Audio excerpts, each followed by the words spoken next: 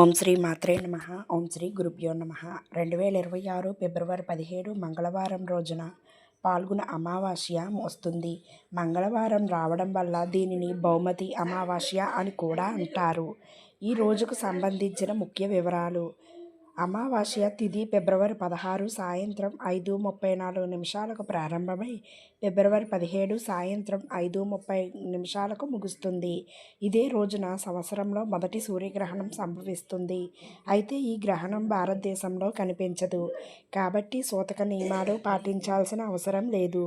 పితృతర్పణాలు, పవిత్ర నదీ స్నానాలు మరియు దాన ధర్మాలకు ఈరోజు అత్యంత శుభప్రదమైనదిగా పరిగణించబడుతుంది. ఈ అమావాస్య కుంభరాశిలో ధనిష్ట నక్షత్ర సమయంలో వస్తుంది. అమావాస్య పితృదేవతలకు ప్రీతికరమైన రోజు.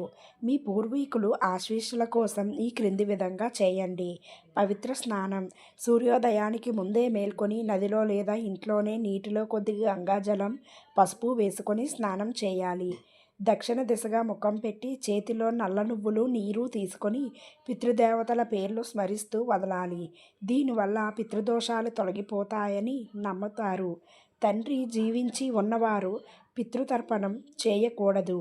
పూజ గదిలో పీఠంపై ఎర్రటి వస్త్రం పరిచి శివపార్వతులు లేదా లక్ష్మీనారాయణుల పటాన్ని ఉంచాలి. దీపారాధన. ఆవు నెయ్యి లేదా నువ్వుల నూనెతో దీపం వెలిగించి ధూపం వేయాలి.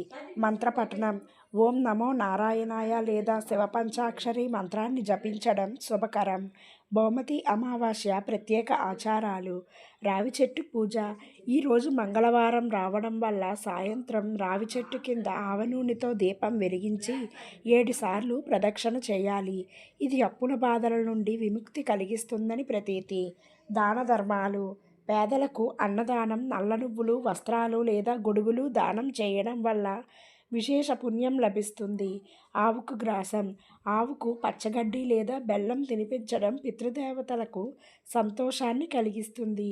ఈరోజు మాంసాహారం, మద్యం మరియు తామసిక ఆహారాన్ని దూరంగా ఉండాలి. వీలైతే రోజంతా మౌనంగా ఉండడం, మౌనవ్రతం మనశ్శాంతిని ఇస్తుంది. సూర్యగ్రహణం ఉన్నప్పటికీ భారతదేశంలో కనిపించదు. కాబట్టి ప్రత్యేక సూతక నియమాలు అవసరం లేదు. కానీ ఆధ్యాత్మిక చింతనతో గడపడం మంచిది. మంగళవారం కుజుడు, భౌముడు మరియు అమావాస్య కలిసిన ఈ రోజున చేసే పరిహారాలు జాతకంలోని దోషాలను తొలగించి ఆర్థిక ఇబ్బందుల నుండి విముక్తి కలిగిస్తాయి. మీరు చేయదగ్గ కొన్ని ప్రత్యేక పరిహారాలు ఇక్కడ ఉన్నాయి. అప్పుల బాధల నుంచి విముక్తి కోసం రుణ విముక్తి. మంగళవారం అమావాస్య రావడం అప్పులు తీరడానికి అత్యంత అనుకూలమైన సమయం. పరిహారం. ఈ రోజున రుణ విమోచన అంగారక స్తోత్రం పఠించండి.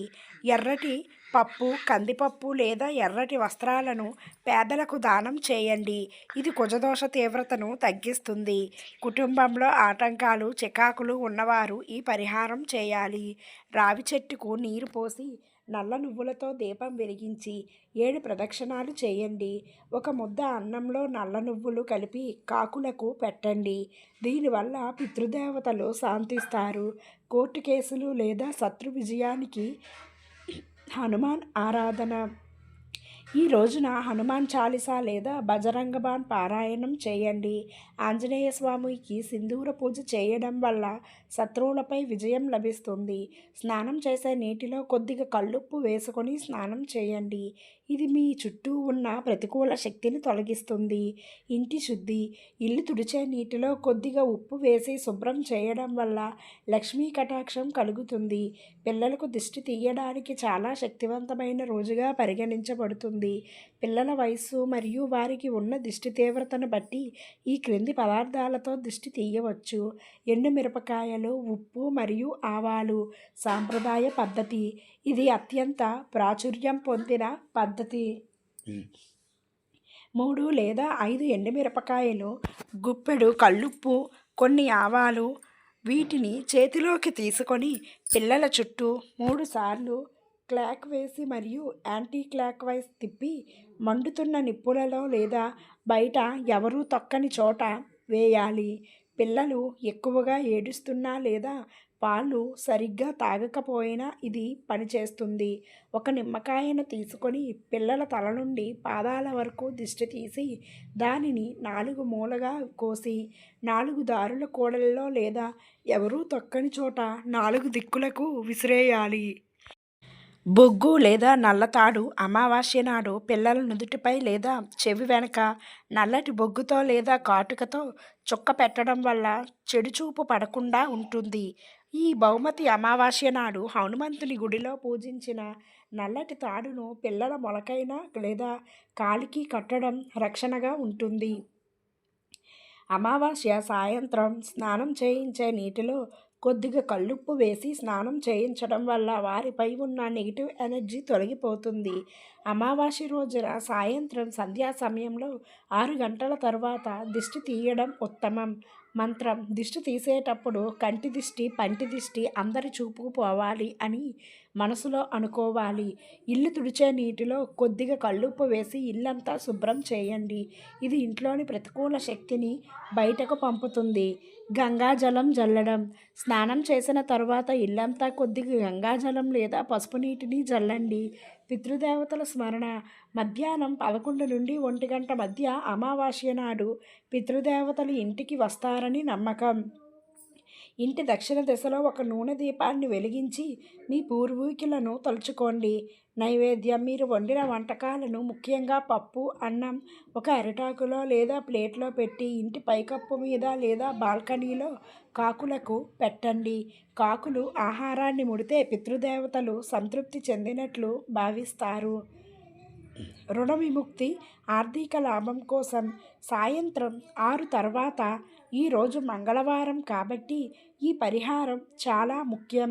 దీపారాధన: ఇంటి పూజ గదిలో ఆవు నెయ్యితో 2 దీపాలు వెలిగించి రుణ విమోచన అంగారక స్తోత్రం లేదా హనుమాన్ చాలీసా పఠించండి. రావి చెట్టు వెలిగించడం: మీ ఇంటి దగ్గరలో రావి చెట్టు ఉంటే అక్కడ వెళ్ళి ఆవ నూనెతో దీపం వెలిగించి 7 ప్రదక్షిణాలు చేయండి. బయటకు వెళ్ళలేకపోతే మనసులోనే రావి చెట్టును తలుచుకుంటూ ఇంట్లో దీపం పెట్టండి. దిష్టి నివారణ: రాత్రి పడుకునే ముందు పిల్లలకు లేదా ఇంటికి దిష్టి తీయడానికి ఇది సరైన సమయం. ఇంటికి దిష్టి: ఒక గుమ్మడికాయను లేదా కొబ్బరికాయను ఇంటి గుమ్మానికి దిష్టి తీసి పగలగొట్టండి.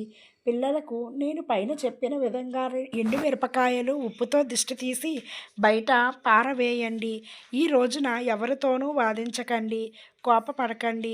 ఇల్లు చీకటిగా ఉండకుండా సాయంత్రం వేళ అన్ని గదుల్లో దీపాలు లేదా లైట్లు వెలిగించండి.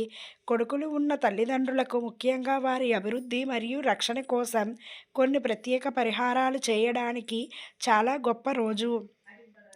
కొడుకుల క్షేమం కోసం మీరు ఇంట్లో చేయవలసిన పరిహారాలు ఇక్కడ ఉన్నాయి. హనుమంతునికి సింధూర పూజ: మంగళవారం హనుమంతునికి అత్యంత ప్రీతికరమైన రోజు. మీ కొడుకుల పేరు మీద ఈ పరిహారం చేయండి.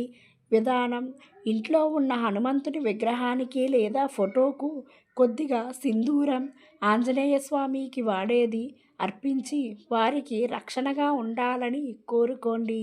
మంత్రం: ఓం నమో భగవతే ఆంజనేయ మహాబలాయ స్వాహ అనే మంత్రాన్ని 11 సార్లు చదవండి. ఇది వారిపై ఉన్న చెడు ప్రభావాలను తొలగిస్తుంది.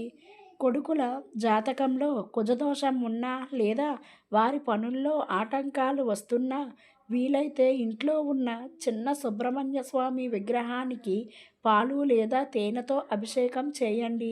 ఎర్రటి ఒత్తిని ఉపయోగించి ఆవ నూనె లేదా నెయ్యితో దీపం వెలిగించండి. సుబ్రహ్మణ్య స్వామి కొడుకులకు ధైర్యాన్ని, విజయాన్ని ప్రసాదిస్తాడు. పితృతర్పణంలో కొడుకుల భాగస్వామ్యం: శాస్త్రం ప్రకారం కొడుకులు తమ పితృదేవతలకు తర్పణం వదలడం వల్ల వంశం అభివృద్ధి చెందుతుంది.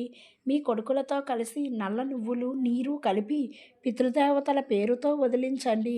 ఇది వారి భవిష్యత్తులో వచ్చే ఆటంకాలను తొలగించి పూర్వీకుల ఆశీస్సులు అందిస్తుంది. మీ కొడుకుల చేత్తో పేదలకు లేదా ఏదైనా గుడి దగ్గర ఎర్రటి వస్తువులు, ఎర్ర కందిపప్పు, బెల్లం లేదా ఎర్రటి వస్త్రం దానం చేయించండి. ఇది వారిపై ఉన్న గ్రహదోషాలను తగ్గిస్తుంది. మీ కొడుకులకు దిష్టి తగలకుండా ఉండటానికి ఈ అమావాస్య నాడు హనుమంతుని పాదాల దగ్గర ఉంచిన నల్లతాడును వారి కుడికి చేతికి లేదా కాలికి కట్టండి.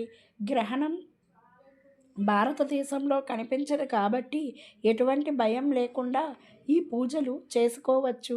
ఈ వీడియో కనుక మీకు నచ్చినట్లయితే ఒక లైక్ చేసి మీ ఫ్రెండ్స్కి షేర్ చేయండి.